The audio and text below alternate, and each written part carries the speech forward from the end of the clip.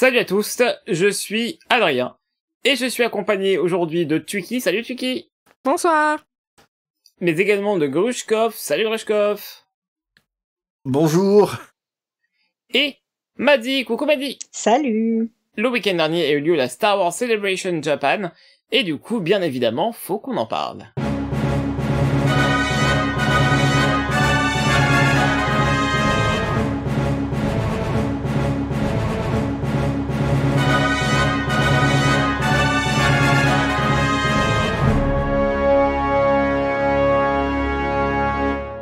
Je vous propose, les amis, de commencer tout simplement par les news et les annonces autour de l'édition, donc de livres en tout genre, à commencer par la Haute République, puisqu'on a quand même eu pas mal d'annonces, à commencer par des comics, Grushkov.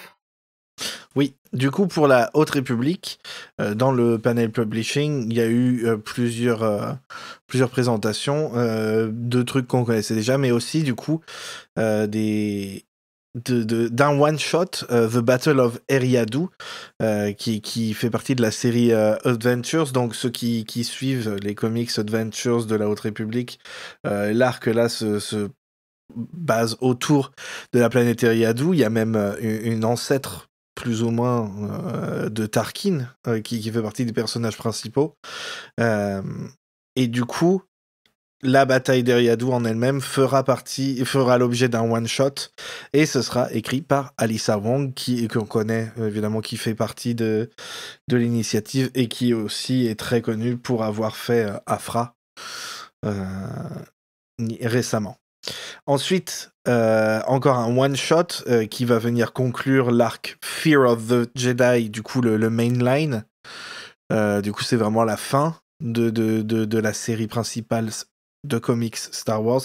Ça s'appelle The Beacon, et c'est écrit par Cavan Scott, qui s'est occupé de tout l'arc de toute façon dans le comic.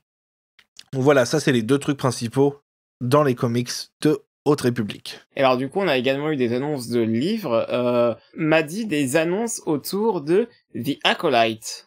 Et oui, on aura un roman jeune adulte appelé The Crystal Crown. Donc nos protagonistes, ce sera deux personnages qu'on a évidemment déjà vus dans la série. Donc ce sera Jeki et Yord. On verra également Maître Saul, et ce sera écrit par Tessa Grayton, qui a déjà écrit pour Star Wars, puisqu'elle a déjà écrit pour la Haute République. Et ça sortira le 29 juillet.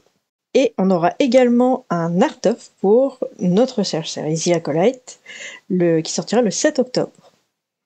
Ça, c'est super, parce qu'on n'avait pas eu d'art-off, il me semble, depuis, de série Star Wars, depuis, vous me dites si je me trompe, mais depuis The Mandalorian saison 2. Ça fait un bout de temps, ouais, ça fait vraiment longtemps. Là, il recommence, et tant mieux. S'il vous plaît.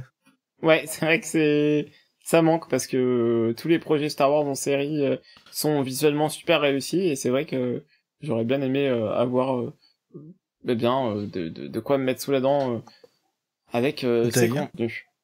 Ça me fait penser que de toute la célébration, on a entendu zéro mot sur... Ah si. Non, pardon. C'est vrai, il y a eu un petit truc, des petites mentions de Skeleton Crew, mais c'est vrai qu'il n'y a pas eu grand-chose à part ça. Un art-off sur Skeleton Crew, ce serait bien. Aussi. Évidemment. Bon, ça devrait arriver. Ouais, j'espère. Ouais, on verra bien. Ils ont bien fait un artbook pour une série qui a été annulée. Je vois pas pourquoi ils en feraient pas pour une série qui a bien marché, donc ils pouvaient pas être annulés, mais bon, voilà. Alors je propose maintenant de faire un bond dans le temps et de nous intéresser à ce qui a été annoncé autour de la postlogie. Grushkov. Oui, alors déjà, on nous a teasé la suite de Legacy of Vader, donc qui est la série de comics qui suit Kylo Ren sur les traces de Vador entre les épisodes 8 et 9, avec l'arrivée d'un nouveau chevalier de Ren, une chevalière de Ren, qui était jusque-là inconnue. Donc, et puis ils ont montré des concept art du personnage, et on verra bien. Ensuite, là, on était au Japon, donc un manga qui a été dévoilé, le manga Path of the Lightsaber, un manga qui présente de nouveaux personnages qui se passent après la postlogie, si je dis pas de bêtises, et impliquant aussi la Haute République. Et vous vous souvenez, au début de Skeleton Crew, Will, il pense avoir trouvé un vieux temple Jedi, et en fait c'est un vaisseau. Et ben là, c'est vraiment quelqu'un qui découvre un vieux temple Jedi. Donc voilà. Et ensuite, un comic pour finir, avec Star Wars, Hyperspace Stories, Codebreaker. C'est une run en 4 issues sur Poe et BB-8, évidemment, parce qu'ils n'ont pas eu assez de contenu. C'est vrai qu'on a eu trop de Rey, de Rose, de Finn. Donc, c'est bien, pour une fois, on change. On a des trucs sur Poe et BB-8. Ah, ça fait longtemps, ceci dit. Bah oui, ça fait longtemps. C'est vrai que bon, ils en ont beaucoup des histoires. Mais c'est vrai que c'est devenu rare. Hein. Et donc, c'est écrit par Ethan Sachs, qui a été très connu pour les gens qui suivent les comics parce qu'il a fait la série Bounty Hunters. Et ça arrive dès 7 avril, en fait. J'ai pas vu de date précise, mais voilà, c'est 7 avril. Avril cette année. C'est ça que ça. C'est dans 7 avril, donc dans 7 ans, du coup. Ah. Voilà, c'est ça. Du côté de la période de l'Empire, donc autour de la trilogie originale, on a également eu des annonces, Grushkov, oui. avec des mangas encore, si j'ai bien compris. Voilà, c'est ça. Là, c'est pas des comics, c'est que des mangas. Bon, je vais pas aller plus loin, mais il y a une adaptation de Fallen Order en manga, il y a une adaptation du livre Throne en manga, et il y a une adaptation de A New Hope, Un Nouvel Espoir, en manga. Pourquoi pas, en vrai, voilà. C'est une bonne idée, je trouve. Ils sont tous dans des styles différents, donc ça, c'est bien. C'est pareil que tout, et j'aime bien le fait que ce soit divers. Voilà.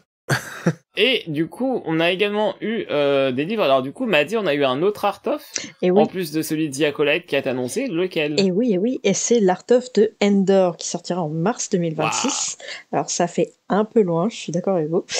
Mais alors, je sais pas vous, mais moi je m'attendais à ce qu'ils en sortent un pour la première saison. Mais du coup, c'est logique qu'ils en sortent un, qu'ils fassent un artbook après la saison 2 finalement. Donc, on a hâte. Ça sera sur les 2 saisons. Hein. Oui, il y aura le contenu des 2 saisons dedans, alors. Oui, ça paraît logique. Ok. Oh, bah c'est honnête, ça va, du coup, c'est cool. Oui. Ouais. Et donc, on a eu un roman également qui a été annoncé autour de cette période, Grushkov. Oui. Ça a été annoncé un petit peu avant, mais il y a eu plus de détails là. Ça s'appelle Master of Evil. Hein, et si vous connaissez Star Wars en VO, vous savez sur qui ça porte. Notre cher Vador, qui lui n'a jamais eu de contenu, donc ça fait du bien aussi. Là, j'ai pas de contredire, t'as raison. J'aurais laissé de se reposer, le pauvre. Alors le truc qui est encore plus drôle, c'est que du coup... Adam Christopher, l'auteur, il a dit ça se passe au milieu de la série de comics Lord of the Sith, que j'ai d'ailleurs, qui se passe immédiatement. Ça commence juste pendant la scène où Vador apprend que Padmé est morte. Et du coup, ça le suit sur les mois suivants. Vraiment, juste là. Et du coup, dans ce run de comics, apparemment Adam Christopher a vu un gap de temps où qu'il voulait explorer. Et du coup, ça porte sur donc Vador et les questions en suspens concernant les promesses de Palpatine, notamment celle de conquérir la mort elle-même. Parce que c'est vrai que c'est vachement vite abandonné. Ils en parlent jamais plus tard.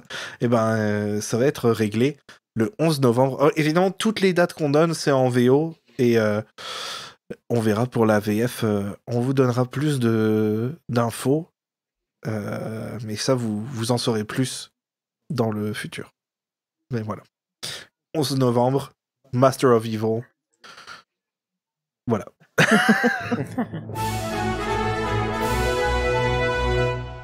Ok, c'en est tout pour la littérature. Maintenant, on va passer du côté des jeux vidéo, à commencer par un DLC pour Star Wars Outlaws, ou Star Wars Outlook, comme on aime à l'appeler chez Faucon Millennial. Madi? Alors, ce sera centré sur un personnage qu'on adore ici, qui est Hondo Onaka.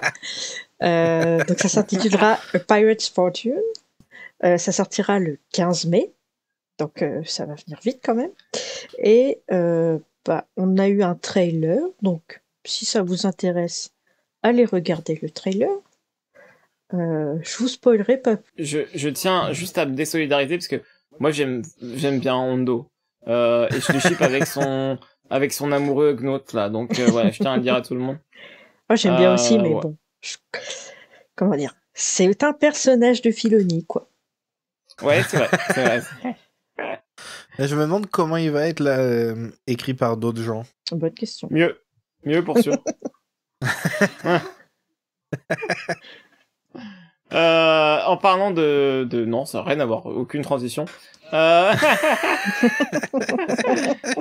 Tuki, tu es un peu l'expert en VR sur ce podcast. On a eu des images du prochain jeu MetaQuest. Oui, qui s'appelle Beyond Victory, qui est du coup fait par les mêmes studios qui ont fait Vador Immortal, que j'avais streamé. Vous pouvez aller trouver ça sur YouTube, sur la chaîne du Faucon. Peut-être sur Twitch aussi, probablement. Et aussi qui avait fait celui sur Galaxy's Edge. Batuu, sur Batuu. Sur Batuu, voilà. Ouais. Et du coup, là, ils reviennent avec un jeu VR de pod racing. Et alors, ils ont dit qu'ils voulaient faire quelque chose un petit peu différent et pousser un peu la technologie plus loin, ce qui veut dire que du coup, ce sera pas full VR, c'est en mixed reality. Donc, c'est un mix de VR et de AR. Donc, en gros, où vous voyez le jeu, mais vous voyez aussi ce qu'il y a dans votre salon, quoi. Dans la pièce dans laquelle vous êtes en train de jouer, dans votre cave. Et du coup, ce sera un jeu où, a priori, on est quelqu'un qui est sous la tutelle de Sebulba et qui apprend à faire du pod racing. Et il y aura un mode aventure, un mode arcade, a priori, avec où on fait les courses, etc. Et un mode playset, où on peut personnaliser son vaisseau, faire ses propres pod racers, et a priori avec des personnages à collectionner, ce genre de choses. Donc voilà. Il y a eu aussi un trailer et a priori les personnes à la célébration ont eu un avant-goût du jeu et ont pu tester sur des sets VR. Et tu t'es emballé toi Ouais, ça a l'air... Alors je trouve ça vraiment bizarre l'aspect mixed reality. Mais des images que j'ai vues et tout, ça a l'air assez fun. Moi, j'aime bien. De toute façon, s'il y a des trucs où on peut personnaliser des choses, c'est pour moi. Hein. Je vais juste passer 10 heures à faire des vaisseaux et jamais les conduire. Mais de toute façon, enfin, moi j'ai vu un peu de gameplay sur les vidéos. A priori, les vaisseaux, tu les conduis pas en vue à la première personne, hein, c'est vraiment... Non, t'as un espèce de petit... comme une petite table de jeu devant toi avec tes petits vaisseaux que tu vois un peu du dessus, comme ça, et que tu conduis, donc un peu une sorte de Mario Kart. Réalité augmentée. Ouais, en tout cas, c'est très curieux,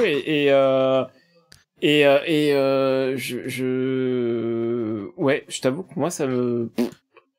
J'espère que ça va être bien, mais l'idée de base enfin, telle qu'elle est proposée, moi ça me parle pas des masses perso. Mais Ouais, bah moi j'adore l'idée de faire un jeu pod racing comme ça où tu peux vraiment personnaliser et tout, mais le fait qu'il le fasse vraiment full mixed reality au lieu de faire au moins l'option, tu sais, il pourrait au moins laisser l'option de hey, si tu veux conduire en vue à la première personne, parce que moi je sais que quand je jouais aux jeux de voiture et trucs comme ça quand j'étais plus jeune, j'adorais pouvoir avoir la vue première personne sur ma télé, donc en VR ça doit être encore plus fun.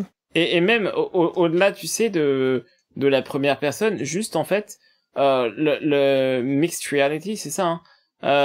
Genre c'est bizarre dans un univers comme Star Wars où justement on veut que tu sois immergé dans cet univers, que tu sois en immersion, et ben en fait non, parce que tu vois ton PQ qui est derrière. Tu vois, c'est bizarre, tu vois, comme idée. Tu joues dans tes chiottes. Non mais cachez-moi ça en fait. J'ai pas envie de voir le petit frère qui se balade derrière mes vaisseaux en fait. Mais c'est ça.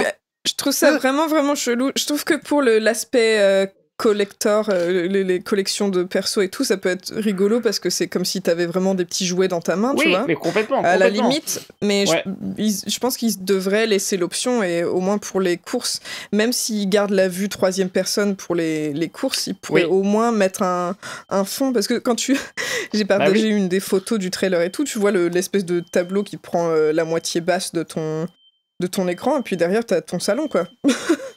Mais c'est trop bizarre. C'est un peu bizarre. Et puis du coup, ça veut dire que tout est réduit en taille. Donc ça va être chiant pour la course aussi, parce que c'est tout petit. Après, j'imagine que quand t'as ça devant les yeux, c'est un peu plus grand, mais je trouve ça bizarre aussi de pas avoir mis tout en vert. Ou au moins laisser l'option pour ce qui est de la course et du mode aventure. Ouais, en tout cas, le principe est rigolo, hein. Gérer ces courses de pod, les transformer, les modifier et tout, pourquoi pas. Maintenant, mixed reality, c'est bizarre. Ouais, c'est vraiment étrange. Mais bon. Et j'ai l'impression en plus que pour justifier ça, c'était en mode... parce que j'ai lu l'interview, là, il disait que c'était parce qu'il voulait...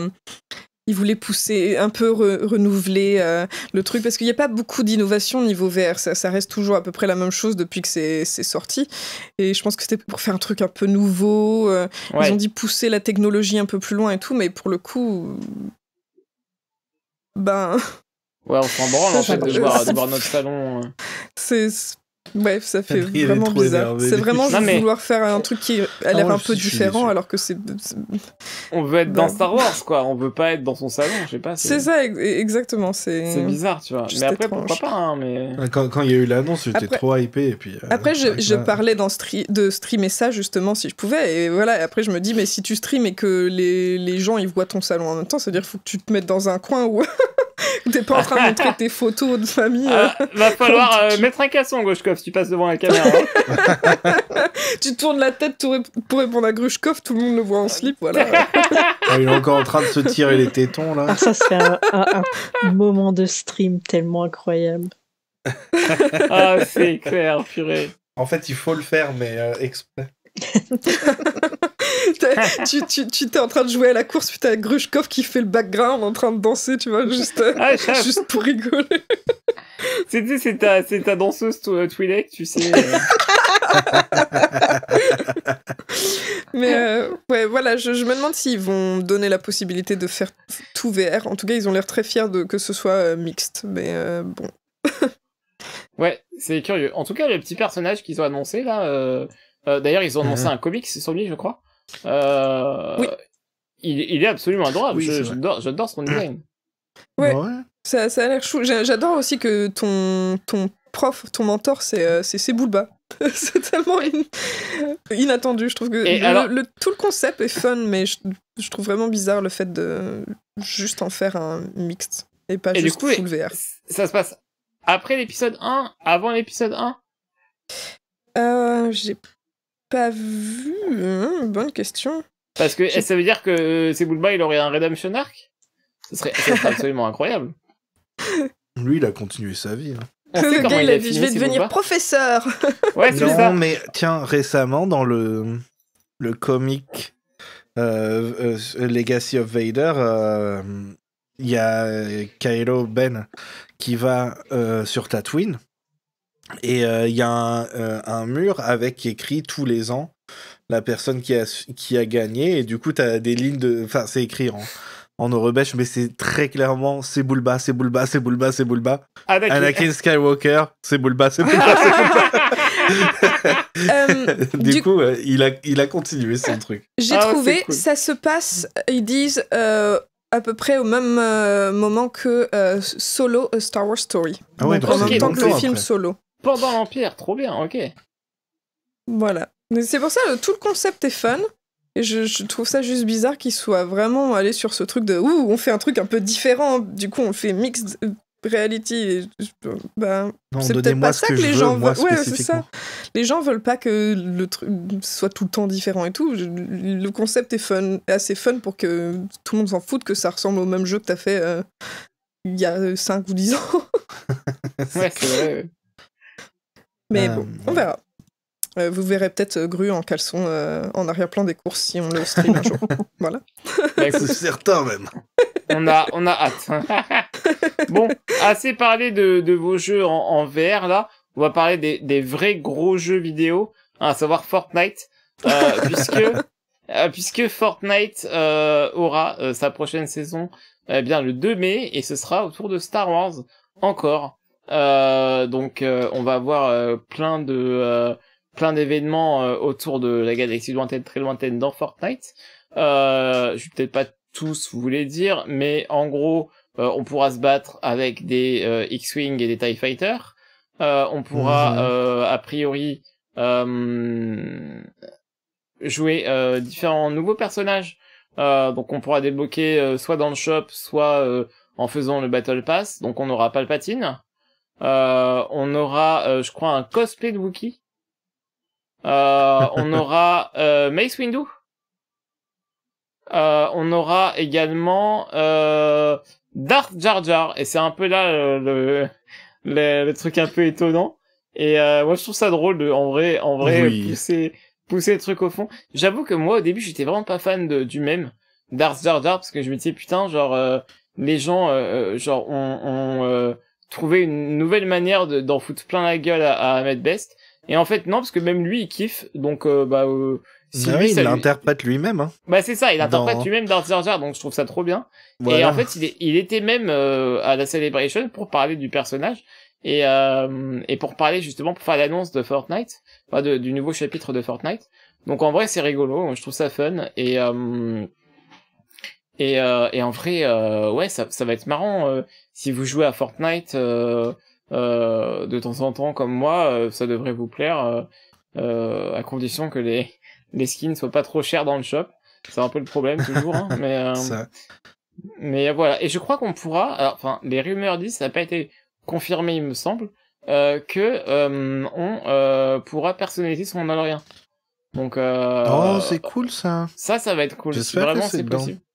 Bah j'espère aussi, parce qu'il y a en fait il y a plein d'images de Mando dans le trailer, et c'est pas des Mandaloriens que tu connais des films ou des séries. Ouais. Mais par contre, voilà, c'est pas, enfin, on n'a pas eu de confirmation, mais je pense qu'à mon avis, tu pourras les customiser comme tu voudras, en skin modifiable comme Fortnite a l'habitude d'en faire. Mhm. Donc ça va être cool. On pourra aussi se rebattre avec des sabres laser. Ça fait, je crois maintenant 2 ans que c'est plus possible sur Fortnite, parce que vous voyez ça va et vient suivant les saisons. Donc voilà, c'était rigolo à l'époque, enfin se battre au sabre laser. Donc voilà, le sabre laser de Dark Vador était complètement OP, mais tout est bien. Voilà. Ouais. Voilà. Toujours est-il que la grosse news jeu vidéo concerne le prochain jeu, Star Wars Zero Company. Grushkov, dis-nous en plus. Oui, donc Star Wars Zero Company, c'est un jeu de tactique par Beat Reactor. C'est un jeu qui a le même style de combat du coup que la série XCOM. Et si vous savez pas ce que c'est XCOM, vous avez peut-être entendu parler d'un jeu récemment qui a le même genre de combat. Et évidemment, c'est pas du tout le même setting et tout, mais c'est du tour par tour avec des déplacements tactiques, un nombre d'actions limité par tour et un pourcentage de chance de réussir vos actions. Ça s'appelle Baldur's Gate 3. Donc Baldur's Gate 3, à chaque fois qu'il y a de la bagarre, c'est exactement le même style. Donc, c'est ce genre de jeu.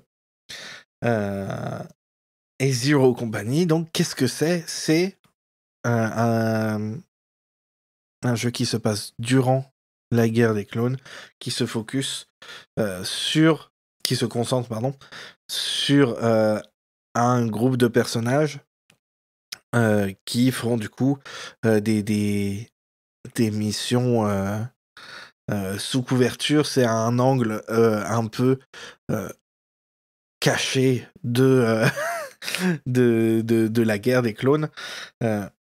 Les joueurs contrôlent quelqu'un qui s'appelle Hawks, Hawks, qui était avant un officier de la République, et qui ne l'est plus vraiment parce qu'il s'est passé des choses. Il y a beaucoup de mystères, et du coup, ce qui a fait évidemment la popularité de XCOM 2, c'est que le côté tactique et tout, il est aussi lié au fait d'avoir la possibilité de créer et customiser les personnages à fond, et d'avoir des personnages qui peuvent mourir pendant les missions, et du coup, juste, le personnage est mort, et on en fait d'autres, et tout ça. Donc, ça sera comme ça aussi dans ce jeu-là, mais pour le faire, comment dire, je trouve qu'ils ont pris une approche qui est très très intéressante. C'est qu'au lieu de n'avoir que cette possibilité-là, ils ont d'abord créé des personnages, une vraie squad, la possibilité d'avoir ces personnages-là qui ont leur propre histoire écrite. Et donc, Zero Squad, c'est une vraie squad qui est composée du coup de Trick, qui est un soldat clone, Luco Bronk, un Umbaran, qui du coup a une dent contre la République. Si vous avez suivi The Clone Wars, vous savez pourquoi. Qui est du coup un sharpshooter, un sniper plus ou moins. Un pistolero. Ouais. Clive Cullervo, qui est un Mandalorien. Pardon, une Mandalorienne, il me semble. Clive Cullervo. Qui fait partie du clan Verminoff, la dernière survivante de son clan. Et telle une Jedi Padawan, Tognath. Alors Tognath, c'est les Two Tubes, les Edrio et machin truc, qu'on voit, qui ont été créés pour Rogue One, qui font partie qui sont trop stylés. des potes de comment il s'appelle, de Saw Gerrera. Donc voilà, et elle est sur sa quête, c'est de finir la mission de son maître, qui je vous laisse deviner ce qui est arrivé au maître. Et donc ces personnages-là, ces 4 personnages-là plus Hawks, ce sont les personnages principaux, et du coup le mode de jeu principal, c'est on joue ces personnages-là, et ils auront leur propre histoire, évidemment, leurs propres interactions, tout ça. Dans tous les cas, Hawks est totalement customisable. Dans le trailer, c'est un mec lambda avec une moustache, mais ça peut être une femme, ça peut être un alien, ça peut être n'importe quelle chose que vous voulez. Donc ça, c'est bien. Ça, c'est le personnage Avatar, plus ou moins. Et si on veut, voilà, on peut dire non, j'ai pas envie de jouer avec les squads de base, j'ai envie de faire ma propre escouade. Et là, du coup, c'est aussi libre que les XCOM, c'est-à-dire que si on ne veut avoir que des astromecs dans son équipe, eh ben c'est possible, on peut partir en mission avec 5 astromecs, et puis voilà. Watch me faire toute la game avec des Gungans. Alors j'espère qu'il y a des Gungans. Ça serait trop bien. Évidemment, dans le trailer, on peut voir un petit peu du gameplay, donc je vous invite à aller le voir pour voir un peu comment ça se passe. C'est du pré-alpha, et franchement, c'est déjà plus joli que XCOM. Bon, ça commence à dater, XCOM. Ouais. Voilà. Mais je suis assez étonné que ce soit déjà aussi joli en pré-alpha. Et le gameplay est vraiment, vraiment très similaire. Et ils ont aussi présenté quelques planètes. Par exemple, on peut voir Cyrolonis, qui a été vu dans Bad Batch. Vandor, qui est une des planètes dans Solo. La planète, il me semble, qui a des montagnes enneigées, Mapuzo de Obi-Wan Kenobi, et d'autres planètes, des planètes connues et des planètes évidemment totalement nouvelles, pas totalement nouvelles. Évidemment, l'avantage d'avoir cette équipe qui est déjà faite, qui est préexistante, c'est que du coup, les personnages, ils ont des envies différentes, des buts différents, et la cohésion de l'escouade va jouer un rôle important dans le jeu. Et du coup, c'est un jeu qui va faire beaucoup de choix aux joueurs. Et selon les choix qui sont faits, les squads va renforcer ces liens ou se détacher. Et par exemple, il disait que si, par exemple, Trick non, par exemple, c'était qui? C'était Luko et Tel, par exemple. Donc, Luko, c'est le sharpshooter, et Tel, la padawan. À un moment, tu peux faire des combos. Par exemple, tu peux pousser un ennemi grâce à la force avec Tel, et comme ça donnera un meilleur angle pour tirer dessus avec d'autres personnages. Donc voilà, c'est ce qui est fun dans ce genre de jeu, et je suis content qu'ils prennent qu'ils aient décidé, voilà, on va essayer de toucher un peu à tous les archétypes qu'on a un peu dans Star Wars. Je trouve que le faire pendant la guerre des clones, c'est une des idées les plus logiques, donc je suis tout à fait d'accord avec ça. Ouais. La base, ils nous ont présenté aussi la base qui servira du coup de hub, qui s'appelle The Den, et c'est localisé sur un des anneaux sur l'anneau de Kafren. Je sais pas si vous vous souvenez. C'est un des premiers endroits qu'on voit dans Rogue One. C'est la première fois qu'on a vu Cassian Andor. C'est là où je vais pas spoiler Rogue One, ça fait bientôt 10 ans, mais je vais pas spoiler, mais c'est là où on a vu Cassian Andor pour la première fois dans Rogue One. Donc cool, c'est un endroit qui est super cool, et du coup c'est là que se passera la base. Je pense que beaucoup de choses se passeront là-bas, mais il y a aussi un autre élément important, c'est le vaisseau de l'escouade, de la compagnie, qui s'appelle The Caisson. Caisson, c'est écrit littéralement comme caisson, C-A-I-S-S-O-N, et le droïde pilote M3VO. Ça sortira l'année prochaine. Je suis triste, mais ça commence à faire beaucoup de choses qui sortent l'année prochaine, donc je pense que 2026, ça va être une grosse année pour Star Wars encore une fois. Voilà, j'ai beaucoup parlé, ça suffira. Mais non, merci beaucoup pour toutes ces news. J'ai très hâte de jouer à ce jeu. Moi aussi. Ok, on repose les manettes pour parler maintenant d'animation. Grushkov, on a eu la confirmation de la 3e saison de Young Jedi Adventures. Bah oui, voilà, c'est littéralement tout ce qu'il y a à dire. Il y a eu un mini trailer de 45 secondes. Young Jedi Adventures revient pour la 3e saison cet automne. Et je sais que personne ne regarde parmi vous, mais je pense que ça vous plairait beaucoup. Mais j'ai commencé en plus. J'aime bien. C'est cool, donc continuez. Vos petits, ils ont regardé? Oui, on a presque fini la saison 2 là. Ouais. Donc ils aiment? Ouais, c'est bien. Oui. Ouais, trop cool. Donc voilà, ça arrive cet automne. Il n'y avait pas de date précise, mais voilà. Ok. Et d'ailleurs, il y avait Nubs, un costume de Nubs.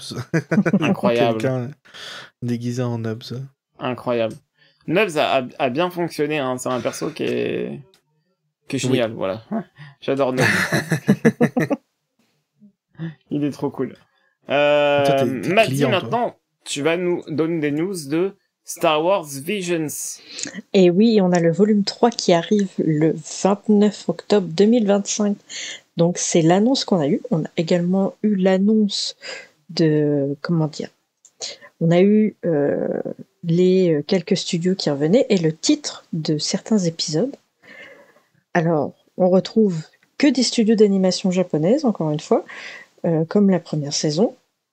Et on retrouve des studios qui ont déjà travaillé sur Vision. Donc, notamment Trigger, Kinema Citrus, Kamikaze Douga, pour en citer que. Et aussi, on a eu également l'annonce que allait revenir la 9e Jedi. Alors, je sais pas si vous vous rappelez, dans l'épisode 5 de la première saison, on voyait, c'est l'épisode avec l'adolescente qui doit livrer des sabres à des Jedi cachés en fuite. Oui. Et je sais pas si vous vous rappelez, l'épisode se finit sur un cliffhanger. Et donc on aura visiblement la suite de cet épisode. Alors, personnellement, je suis assez hâte parce que j'avais beaucoup aimé cet épisode. Et on retrouve, on a eu un petit clin d'œil aussi à notre pipoute de l'épisode La Mariée. Oui. Alors je me rappelle plus de son nom. Je crois que c'est F. Oui, il me semble que c'est ça. C'est juste, c'est un nom de code. Donc on a eu un petit aperçu de ce personnage-là. Peut-être qu'elle revient, peut-être qu'elle reviendra pas. On sait pas. Donc voilà, c'est tout pour Vision. On aura sûrement aussi un arbre d'ailleurs. Et du coup, Maddy, qui de mieux que toi dans la team pour nous parler d'une annonce Lego? Et oui, on aura une suite à Rebuild the Galaxy. Donc, je sais pas si vous vous rappelez, c'était l'Uchronie Star Wars Lego qui est sorti. Attendez, c'est l'année dernière, fin de l'année dernière. Ouais. Donc, ce sera une suite avec des nouveaux personnages, des anciens, il me semble, de ce que j'ai vu. Attendez, je regarde mes notes. Alors oui, on aura... Oh là, oui, attendez. Alors, on aura des briquettes. Je sais pas si vous voyez ce que c'est. Ouais. Alors moi, j'appelle ça les Funko Pop Lego, perso. Même si je trouve qu'elles sont assez rigolotes. Donc on aura... Moi, j'aime bien, ouais, en vrai. Ouais. C'est plus rigolo que les Funko Pop. Ouais. Oui. Bah déjà, tu les montes toi-même, donc t'as du fun, quoi. Si ce n'est que ça. On aura un Chewbacca que vous avez peut-être déjà vu, et on aura, je sais pas si vous vous rappelez, de Jackson. Oui. Oui, c'est le lapin vert. C'est le lapin Nesquik de Star Wars. Et bah lui, il fera son retour, donc franchement, alors en vrai, moi j'ai un peu hâte parce que je trouvais que c'était vachement fun. Et c'est marrant qu'il fasse une suite. Je sais pas si ça a très bien marché le premier volume, mais Je sais pas, mais ça a bien fonctionné sur les enfants. Ah bah, tant mieux, c'est la cible. Donc voilà. Attendez, je regarde si j'ai la date, parce que je crois qu'il n'y avait pas de date. Ce sera... Ah si, le 19 septembre 2025 sur Disney+. Ou sur n'importe quelle autre plateforme, de votre choix, évidemment. D'ailleurs, du coup, une des briquettes, c'est Ahsoka. Et du coup, on a la vraie actrice d'Ahsoka qui vient, qui fait sa voix du coup dans le dans cette mini-série. Ashley, oui, je crois que c'est ça. Ashley Eckstein. Ouais. Oui. Moi, j'ai trop hâte. J'ai vraiment trop hâte de le voir, ce film. J'avais vraiment beaucoup aimé le premier Oui, de Galaxy. c'était juste fun. Ouais, ça fonctionnait vraiment bien, c'était drôle. Ça aurait limite mieux marché en film qu'en série, je trouve. Mais en plus, en 4 parties comme c'était mis là, c'était... ouais. Tuki, si Maddy parle des briquettes, toi tu parles bien des trucs dark. Et du coup, on a eu quelque chose d'assez dark qui a été annoncé. Oui, il y aura donc une série animée sur Maul, Dark Maul, qui se passera juste après les événements de la dernière saison de Clone Wars. et dans lequel on découvre Maul qui prend la tête des... comment je peux dire ça en français, un peu des groupes un peu criminels, un peu de... La pègre. Ah oui, du Criminal La pègre, Underworld. voilà, ouais, merci. Donc un peu comme on le voit dans cette position dans Solo, à la fin de Solo, en petit caméo. Donc je suppose que la série va suivre comment il arrive à cette position de pouvoir. Et il y a eu a priori un trailer à la célébration qui n'a pas été révélé au grand public. Donc je sais pas si vous voulez que je spoil un peu ce que nous on a pu voir par des gens qui ont filmé en cachette ou pas, mais sinon pas de spoiler. Oh, vas-y, tu peux en parler rapidement. Oui, du coup c'était un peu c'était difficile à voir, mais a priori il aura aussi une nouvelle apprentie Sith, ou en tout cas utilisatrice de la Force, qui serait une Twi'lek. Twi'lek rose. Voilà. Ça me rappelle quelque chose, ça, tiens. Oh, j'espère que c'est pas ça, vraiment. Enfin, Si c'est ça, je me flingue. de toute façon, ça pourrait pas être autant à chier que dans je pense. l'univers étendu, donc c'est pas grave. Ouais. Peut-être que ils ont repris l'idée du personnage, mais complètement changé. Ce sera Dark Nolat. Et elle est lesbienne, voilà. Voilà, c'est ça.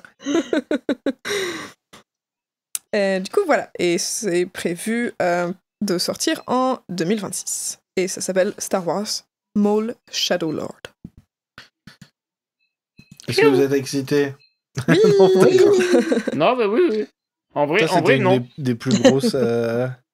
En vrai, c'était une des plus grosses annonces, mais qui, moi, vraiment... Je m'en fous un peu, en fait. Genre... En fait, pas, moi, je m'attendais à un truc plus au milieu, en fait. C'est-à-dire qu'on a eu... Dans les grosses séries, là, on a eu Rebels, les séries principales d'animation. On a eu Rebels après la saison 7 de Clone Wars. Ensuite, Bad Batch. Enfin, on a eu Résistance aussi. Mais même Résistance, c'était pour les un peu plus jeunes. Mais c'était quand même la principale au moment où c'est sorti.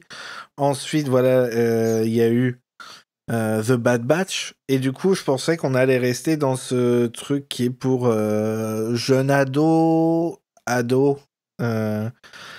Mais là j'ai l'impression qu'on va dans un truc qui est un peu plus dark directement, et je sais pas si c'était pas ce à quoi je m'attendais pour le coup pour la suite en animation. Évidemment, est-ce qu'on est étonné que ça explore toujours des trucs qui sont liés à la série Clone Wars? Pas vraiment. Pourrait-il en être autrement? Mais je préfère encore que ce soit sur Maul que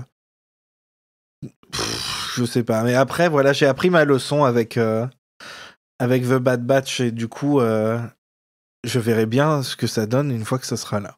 Après voilà, c'est un truc sur un caractère qui était le personnage. Oui, pardon. Un personnage qui était censé être un des méchants principaux des films et tout, donc c'est logique qu'ils peuvent pas vraiment en faire un truc pour jeunes enfants. Ça va être un truc sur Dark Maul et la pègre et ce genre de truc, donc c'est... T'es du côté des vilains sur ce truc-là, donc tu peux pas vraiment faire un truc pour les trop jeunes, parce que ça va être compliqué de justifier de suivre l'aspect criminel et dire ça, oh oui, c'est pour les jeunes enfants. Donc c'est plus logique que ce soit pour les plus grands, probablement ados, mais j'espère que ça veut dire que peut-être qu'ils iront explorer une suite de Solo qui explorerait un peu ce qui avait été abordé dans Solo avec Kira et l'étoile écarlate, je sais plus. En fait, c'est ça. Il faut qu'il couvre le gap entre la fin de Clone Wars et Solo, et le gap entre la fin de Solo et quand il revient dans Rebels. Du coup, ils ont énormément de trucs qu'ils peuvent explorer. Donc ça pourrait être... Enfin, je sais pas comment ils vont structurer la série, mais je pense qu'on va en avoir pour quelques années au moins. Ouais, j'aimerais bien que justement ils introduisent un peu fassent cette première partie là entre Clone Wars et Solo en animation, et que peut-être après ils reprennent du live action pour reprendre directement là où Solo s'était arrêté, ou en tout cas un peu dans ce même endroit et temps de la galaxie. Toi, tu veux juste voir ton daddy Maul. Non, mais en plus, il pourrait faire revenir Kira et tout. Mais moi j'attends toujours la suite de Solo en live action. Hein. Du coup, si ça permet d'amener ça, peut-être d'ici quelques années, on sait jamais. Moi, ça me saoule. Genre. Ouais, toi, tu regardes plus rien, de toute façon, tu suis plus rien, d'ailleurs. Mais si, je suis bien. Si, c'est pas vrai. T'as regardé Mais genre, regarde Fortnite. Non, mais en soi, c'est bon, let the man rest, quoi. Il y en a d'autres des personnages dans Star Wars. En fait, j'aurais bien aimé qu'il y ait une double annonce avec un truc qui serait plus pour les jeunes ados et tout, en même temps, tu vois. Je pense que je suis juste très surpris d'avoir que celle-là, que ce sera celle-là la principale, et de pas avoir genre 2 séries en même temps. Genre, je pense que vu comment c'est construit, Young Jedi Adventures par exemple, j'ai l'impression que ça va arriver à sa conclusion avec la 3e saison. Peut-être que j'ai tort, mais je m'attendais à avoir la dernière saison de ça et puis avoir un truc du coup qui est plus intermédiaire pour plus tard. Mais on verra, hein, on verra. Et m'a dit, toi, tu avais dit que tu étais contente. Moi, je suis assez contente. Alors, par contre, je différerais de votre avis avec de toi et de Tuki. C'est que vous dites que c'est pas pour les jeunes, mais Clone Wars, c'était pas fun à un certain moment. C'était pas trop pour les enfants. Hein. Non, mais c'est on est d'accord là-dessus. Hein. Ce que je veux dire, c'est que Clone Wars, ça a évolué au fil du temps, et en fait, il continue cette évolution. Tu vois ce que je veux dire? Et le problème, c'est pas vraiment un problème, on s'en fout. Mais c'est que là, du coup, il continue l'évolution de. C'est pour les fans de la série Clone Wars, clairement. Et du coup, ils ont tous 30-40 ans maintenant. et tu vois ce que je veux dire? Ils savent quel public ils visent avec ça. Et c'est juste qu'il y a tellement un grand gap de public entre les jeunes qui regardent comment ça s'appelle, Young Jedi Adventures, et qui vont regarder Maul, que je me dis il y a un truc qui manque, mais sinon ça me gêne pas plus que ça. Ah bah tu vois, moi je pense qu'ils ont fait Maul en se disant c'est une continuation de Clone Wars, mais sur le même ton. C'est-à-dire, bah, ça reste pour les jeunes, quand même. Alors, pas pour les bébés, hein, mais ça reste, enfin, ça a des tons un peu sérieux et parfois un peu, enfin, tu vas clairement avoir des personnages qui vont mourir et tout dans cette série, mais mais ça sera comme Clone Wars. Hein. Clone Wars, t'as des personnages, t'as des enfants qui meurent, hein. Donc je sais pas, pour moi ça reste dans ce côté jeunesse comme l'a été Clone Wars. Sachant... Peut-être. Enfin, je sais pas, moi j'ai jamais trouvé que c'était ado, moi je pense. Ouais, voilà, tu vois, c'est plus ça. Genre à partir de 10 ans. Quoi. Surtout que ça a l'air de reprendre le style d'animation de Clone Wars. Et ça aussi, c'est un peu dommage. J'avais l'impression qu'il commençait à évoluer avec Bad Batch. Et ça fait un peu régression, mais bon, écoute. Ça, par contre, je suis assez d'accord. Comme j'ai dit tout à l'heure, j'aime bien le fait que tout soit un peu varié, que les styles changent. C'était un truc qui était... tout le monde accrochait pas forcément, mais ça avait radicalement changé pour Star Wars Resistance, par exemple. Oui. J'aime bien qu'on explore d'autres styles. C'est pour ça que Vision, c'est super cool à chaque fois. Voilà. Ce que j'avais à dire. Eh bien, affaire à suivre. On va maintenant parler des films, parce que il y a eu quand même des films qui ont été montrés, ou en tout cas même parlé, à la Star Wars Celebration de Tokyo, a commencé par un trailer de The Mandalorian and Grogu, Maddy. Et oui, alors dans la première journée d'ouverture de la célébration, on a eu le panel pour The Mandalorian and Grogu, comme tu as dit, en présence de la légendaire Sigourney Weaver, qui va interpréter un personnage dans le film.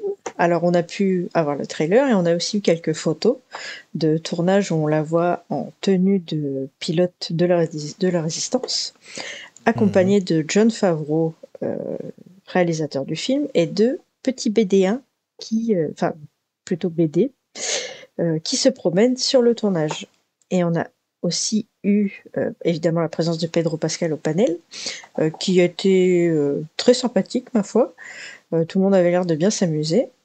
Et on a également eu la confirmation de la présence de Rota. Je ne sais pas, pour les gens qui n'ont pas regardé Clone Wars, si vous saurez qui c'est. Qui sera interprété par Jeremy Allen White, l'ours de la série The Bear. Attends, c'est vraiment un ours dans la série? C'est vraiment un ours. Putain de merde. Oui, c'est un ours qui fait la cuisine. C'est Paddington, mais... Oh putain, c'est pas Et regardez The Bear, vraiment banger de série. Voilà. Non, attends, je viens de voir une image de la série, c'est pas un ours. C'est juste un cuisinier hyper bof. Si, mais en fait, au fur et à mesure des saisons, il devient petit à petit un ours. Je déteste. À la fin de la saison 1, il y a des griffes. À la fin de la saison 2, il y a des poils. À la fin de la saison 3, il y a des oreilles.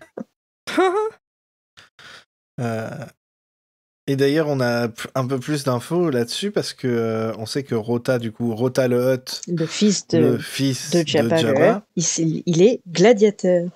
Et il a des énormes bras. Oh là là. Oui. Vraiment, il va pousser de la fonte à la salle comme Jaja. Je voulais dire un truc, on n'est pas obligé de le laisser dans l'épisode, mais moi ça m'a fait trop rire parce que il y a eu quelques semaines, il y a un gars qui nous a fait des commentaires YouTube complètement éclatés au sol et qui était en mode moi j'ai toujours trouvé que c'était un plot hole que le chef de la mafia de Star Wars ce soit une grosse limace parce que c'est pas comme ça qu'on imagine les chefs de mafia. Et puis là t'as Rota qui arrive avec ses bras de dingue là. Est-ce que c'est mieux, monsieur, maintenant? Ça vous plaît, ça? Moi, il y a une question que je me pose. Est-ce que il sent encore si mauvais? Bonne question. Bah, il se chie probablement plus dessus maintenant, il peut se laver, je pense. Je pense que et ça fait partie de ses pouvoirs. Ah, c'est trop cool, putain. Maintenant, il sent la sueur et le sexe. Ouais, c'est ça. J'aimerais bien qu'il soit, premier degré, j'aimerais bien qu'il soit gentil. Genre que ce soit un Hutt gentil. Ce serait drôle. Tu sais, genre un gladiateur, certes, mais genre qui aide les héros et qui soit cool et que j'adorerais, ce serait trop bien. Genre c'est un gros imbo.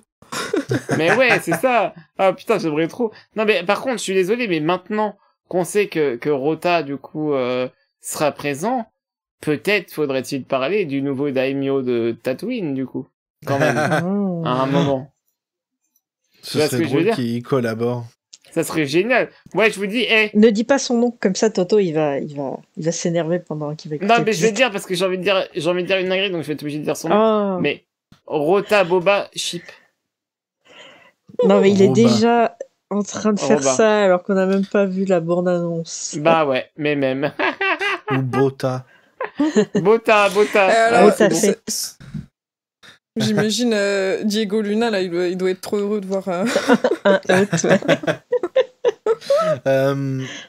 Que vous pensez qu'il va être full CGI ou qu'il va être un mix Perso, je trouvais que ça passait les jumeaux dans la façon dont ils avaient fait les jumeaux un peu chelous dans The Book of Boba Fett. Je le vois difficilement être pas au moins si pas juste full CGI, au moins un max de CGI, parce que s'il doit faire du catch et tout, ça va être compliqué avec un truc physique. Évidemment. Mais peut-être qu'ils auront fait une maquette un peu physique pour les textures et les expressions faciales, et après full CGI. Comme ils ont fait avec Nib. Ça va être trop bien, trop hâte. Est-ce que vous avez vu le trailer du coup? Oui. Qui était non, j'ai pas vu. Partagé par un botan. Oh, tu l'as pas vu? Non. Ben moi, je dois avouer que ça m'a donné envie de voir le film. Moi Mais aussi. pareil. Ouais, J'ai pareil. vu énormément de gens se plaindre et tout, mais genre, Oh là là. franchement, moi, ça m'a vendu le film. Hein, pour Ah le ouais, coup. pareil. Ah, ok, d'accord, Pareil.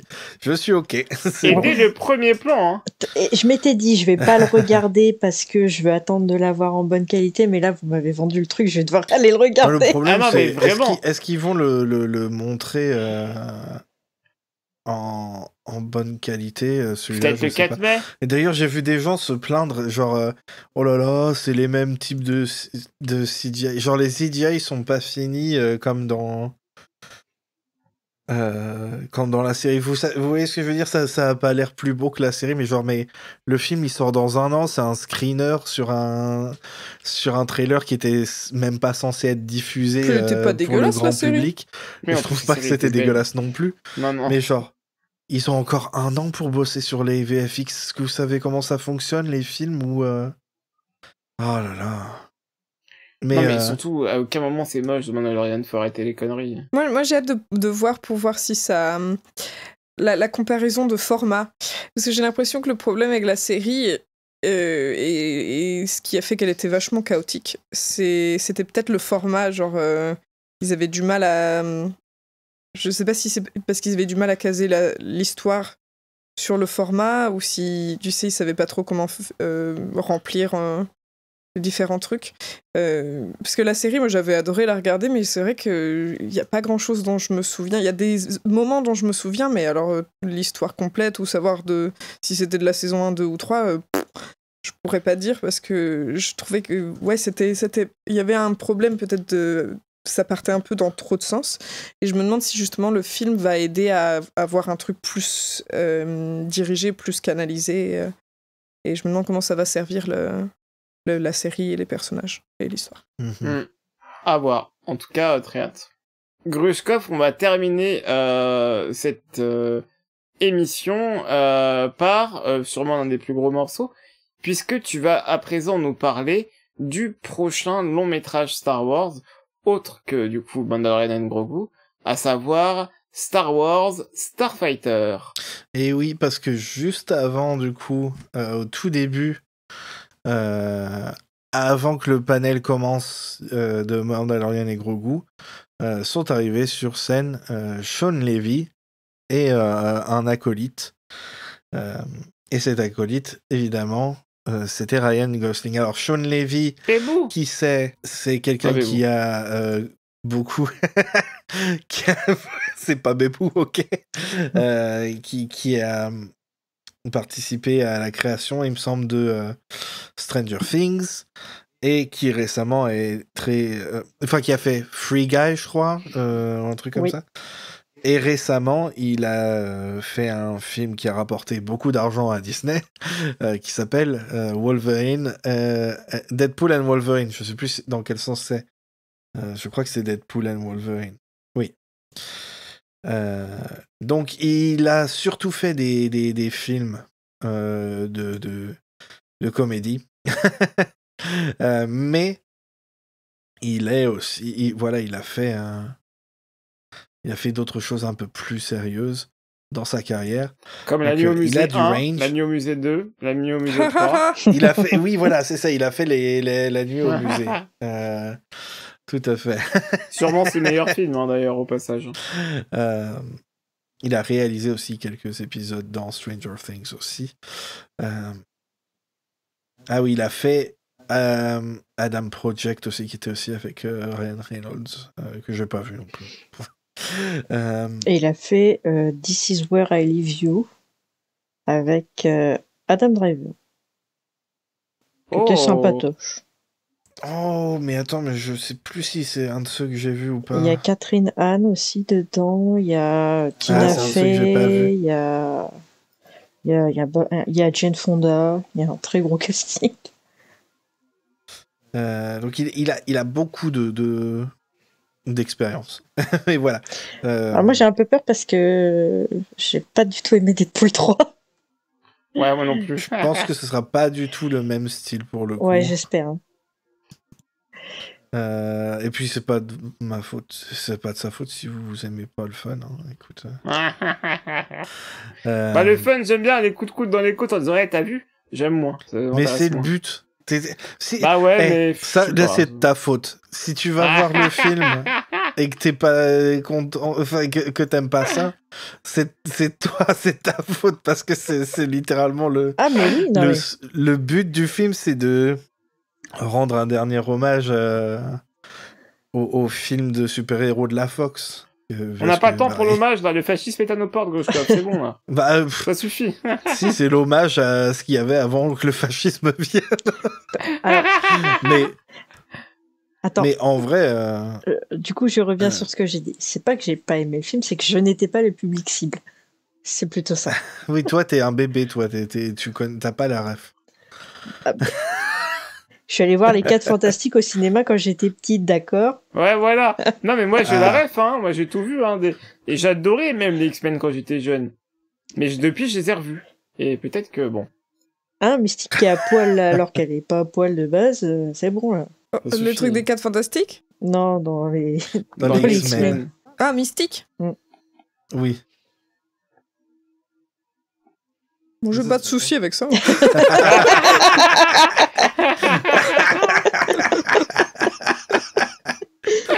Yes. Anyway, donc voilà, lui il a fait plein de trucs et puis on ne le présente plus, son acolyte du coup, Ryan Reynolds, Ryan Gosling. Il y avait d'énormes rumeurs concernant ça, du coup pas très surpris de le voir, mais voilà, ça fait grosse conservation, absolument pas. Grosse confirmation. Et pour le coup, c'est pour les gens qui ont peur que ce soit une comédie, Ryan Gosling est très très bon en comédie. Donc, mais oui, il est trop fort. Il est même tellement meilleur en comédie qu'en dramatique. Non, mais il est bon en tout, mon Ryan Gosling. Parlez pas mal de Ryan Gosling, ok? Non, mais il est juste tellement drôle. Il est pas beau gosse, mais au moins il est très talentueux. Tais-toi. Attention, il y a toutes les femmes hétéros qui vont venir à ta porte, Louchka. Toutes les femmes hétéros et Adrien. Bah, Adrien, t'as le droit d'être une femme hétéro. Eh ben, écoute, voilà, c'est bon, je te suis. On va radicaliser, c'est bon. Du coup, on a eu quelques infos dessus. Donc, c'est un film qui se passera 5 ans à peu près après la bataille d'Exegol, de la bouche même de Sean Levy. Et d'ailleurs, je dois dire que j'ai vu leur interview au De Gugus, là, et pour le coup, Sean Levy, il a l'air hyper content d'être là, et déjà, c'est un bon début, je trouve. Il a l'air super content de pouvoir faire ça. Et pas dans un sens faux cul, ça a l'air très très sincère, c'est ça que je veux dire. Donc, si ils ont du fun et qu'ils font leur film, ben, tant mieux. Production cet automne, et on a déjà une date de sortie, le 28 mai 2027, et du coup ce sera vraiment 1 an après Mandalorian et Grogu, et ça cimente un peu le spot de mai pour les sorties de films Star Wars. Ce qui est un autre débat, moi je suis pas d'accord, moi je suis pour garder Star Wars à Noël. Et surtout que pour le coup sur coup il y aura un Avengers qui va sortir juste avant les films. L'un des deux, je sais plus lequel des deux, il sera en sandwich entre Avengers et juste après, c'est... Comment ça s'appelle Spider-Verse 3. Je comprends pas leur envie de... Alors, c'est pas idéal. Ouais, je suis un peu d'accord avec toi, déjà parce que c'est plus familial de sortir les films à Noël, et Star Wars, c'est familial. Et aussi ça, absolument. Et aussi, je comprends pas, ils ont pas appris avec Solo. Ça, c'était un autre truc aussi, hein, vraiment. Je comprends pas la ce même histoire, changement. Il faut pas qu'ils sortent les films au mois de mai, ça bide. C'est pas parce que le 4 mai, c'est May the Force be with you qu'il faut sortir les films à ce moment. On vit plus à la même époque. Et en plus, ils sortent même pas le 4 mai. C'est ça qui est bizarre. Non, mais ils sortent au mois de mai pour le gimmick, quoi, c'est tout.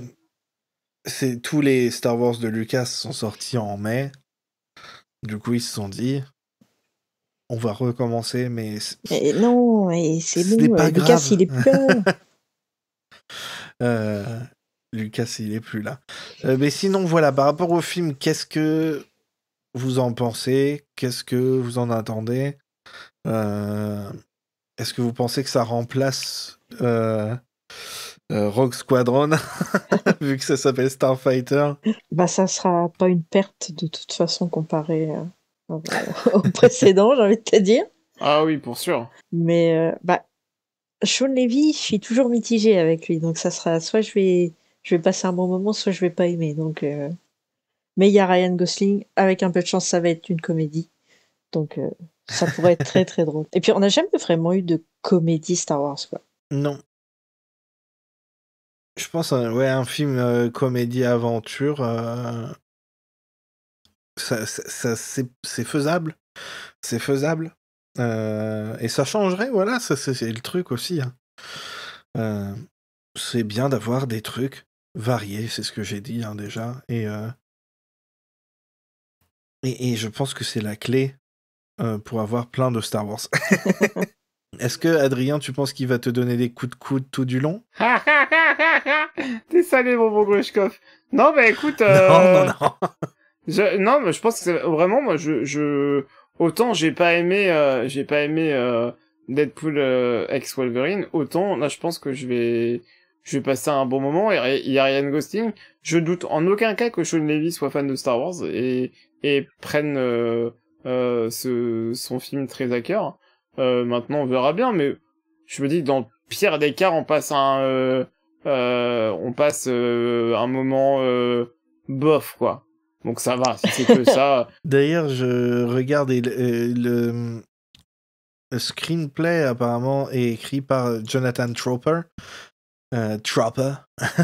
qui a écrit justement son premier film qu'il a écrit, c'était This Is Where I Leave You, dont tu as parlé tout à l'heure. Il a aussi écrit du coup The Adam Project, mais il a aussi écrit les séries Banshee, Warrior et une qui est en ce moment Your Friends and Neighbors avec John Hamm. Warrior, c'est un banger. Regardez cette série, c'est trop bien. Et du coup, ouais, je crois que j'ai beaucoup entendu parler de Banshee aussi à une époque. Mais de bonne manière. Du coup, franchement, comme ça peut aller des deux côtés. Il y a un peu de tout, mais il n'a pas écrit les pires films de Sean Levy. Oui, c'est vrai, c'est vrai. Si ça peut vous rassurer.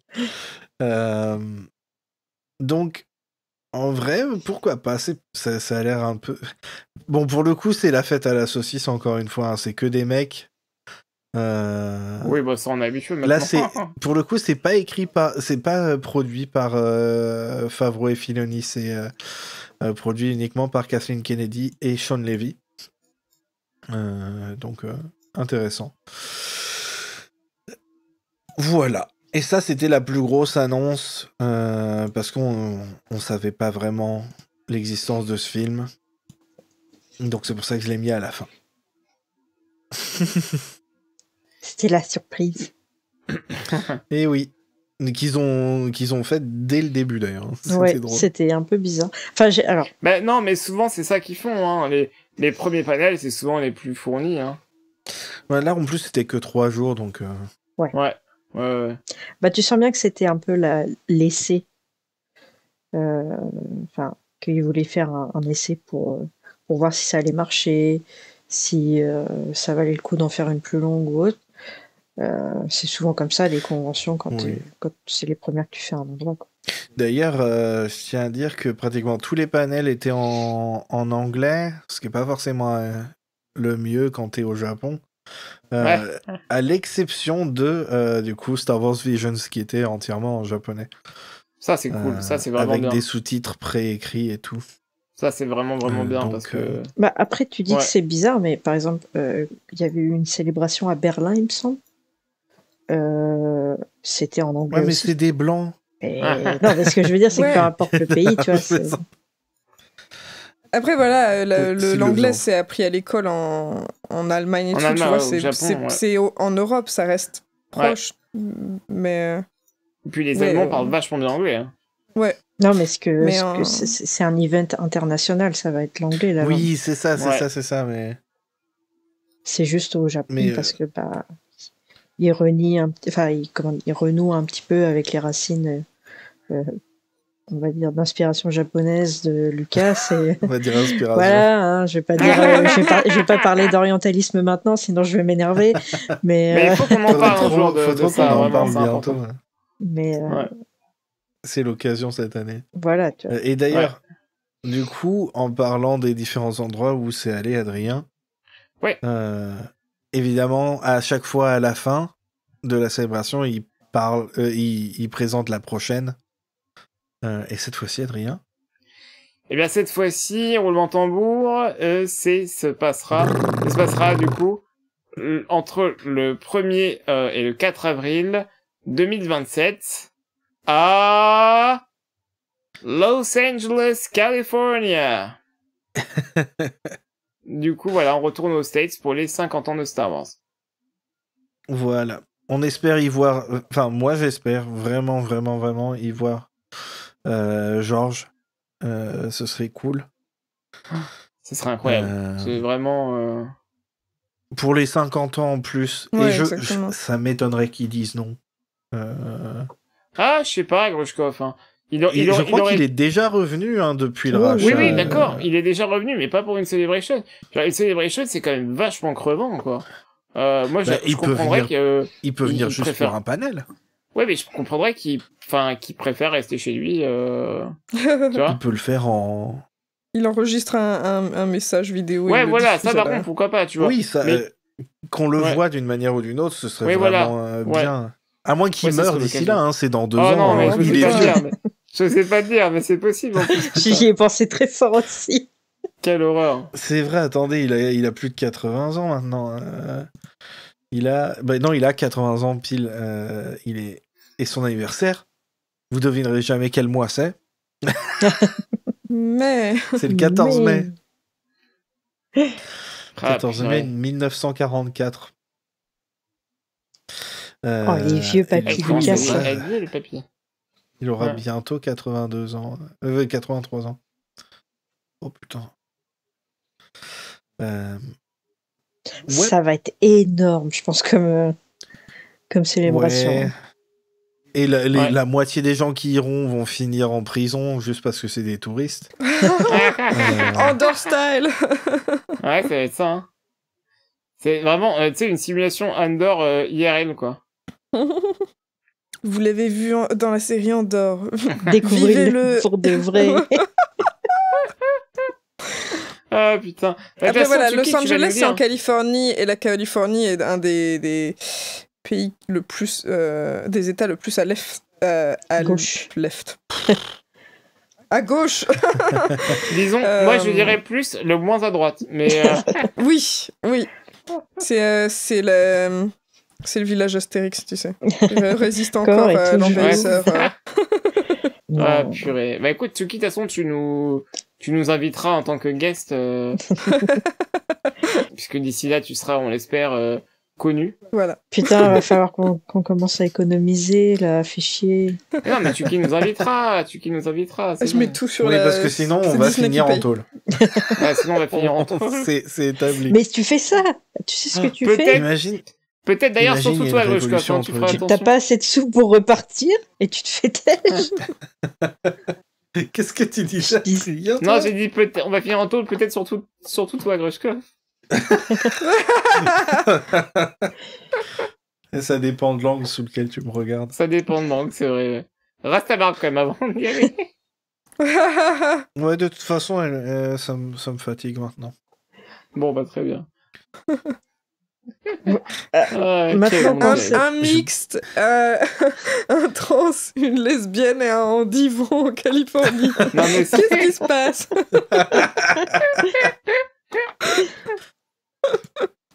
Purée. Eh bien, merci à vous, Tsuki, Grushkov et Madi, pour ce petit débrief de la Star Wars Celebration 2025 de Tokyo. c'était super agréable. J'ai l'impression qu'on a parlé de beaucoup de choses et qu'on n'a pas trop laissé de news de côté. Je sais pas ce que vous en pensez. On a quand même vu large. J'espère. Bah ouais, j'espère aussi. Mm.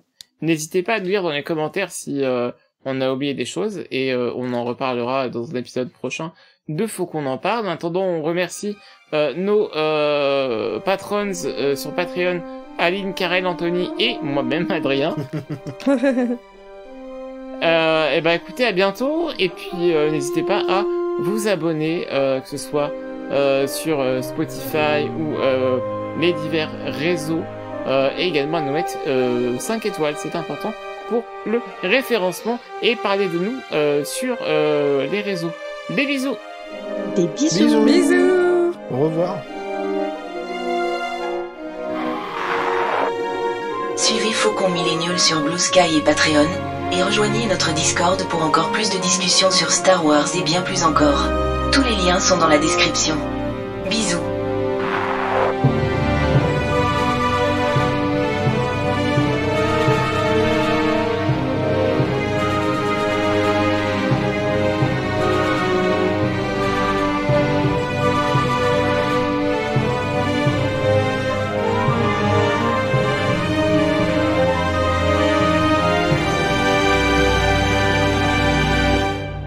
Non, en plus, moi, j'ai juré que j'irai jamais aux États-Unis, donc.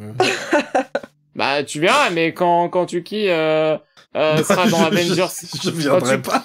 Quand Tuki sera dans Avengers 14, faudrait bien que t'ailles à l'avant-première. Hein. Oh, vous avez hâte au prochain Avengers, là? J'en ai pas entendu parler du tout. Moi non alors. plus, je sais même pas c'est quand, mais moi j'irai voir parce que j'aime bien un Moi, peu, c'est en mais mai. je sais pas. C'est en mai, mais en fait, le problème c'est qu'ils m'ont eu parce que j'en ai rien à faire, mais il y a Loki apparemment. Ils ont annoncé putain. Loki dans le prochain, donc. Je pense pas que j'irai au cinéma quand même, mais je le regarderai. Bah, vous savez quoi? Moi, j'ai vu la bande-annonce de Thunderbolts et j'ai envie de le voir. Il C'est paraît vrai que j'ai pas vu les bandes annonces, mais j'ai entendu dire que ça avait l'air fun, donc je comprends. Moi j'irai j'aime bien pas le Red voir au Guardian en vrai. ciné, mais ouais. T'aimes bien? J'aime bien Red Guardian, je le trouve drôle. Le David mec joué Harbour. par David Harbour, ouais, je le trouve trop bien ce perso. Ah, j'avais bien aimé Black Widow. En plus, il y avait Rachel Weisz. Bah ouais, en vrai, Il faut Le qu'on film rattrape est- en fait tellement de trucs. bah c'est ça. Non, Le mais film est voilà. osef, mais Rachel Weisz, bon. En fait, le truc que je me rends compte, là, je regarde Daredevil. Et je suis pas fatigué des trucs de super-héros, mais en même temps, quand je pense au futur, à chaque fois, je me dis, j'ai la flemme. Mais j'ai pas de soucis avec une fois que je regarde, c'est compliqué. Ouais, t'as la super-héros fatigue, hein, c'est tout. Mais le pire, c'est que c'est en principe parce que après, une fois que je regarde, c'est ok. Tu vois ce que je veux dire? C'est vraiment juste l'appréhension ouais. de... Le seul truc vraiment pour le coup pour lequel je suis hypé, c'est Spider-Man. Ah, mais Spider-Man, c'est à part aussi, quand même. Ouais, c'est ça le truc, c'est que j'espère en même temps qu'il est pas trop lié, mais bon, ça, on verra bien. Bref, tout ça pour dire que je suis quand même plus hypé pour Star Wars, et ça c'est bien, c'est bon signe.